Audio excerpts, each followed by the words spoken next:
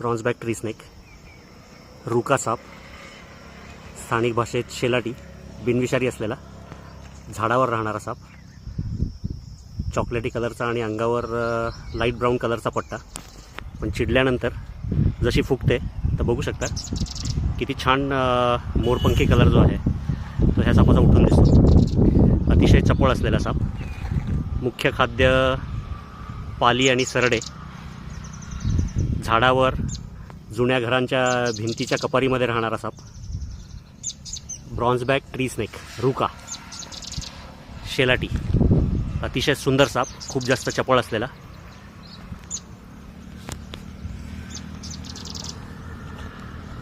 मोरपंखी colour जो आहे फुगल्यानंतर अतिशय उठून दिसतो या सापाचा.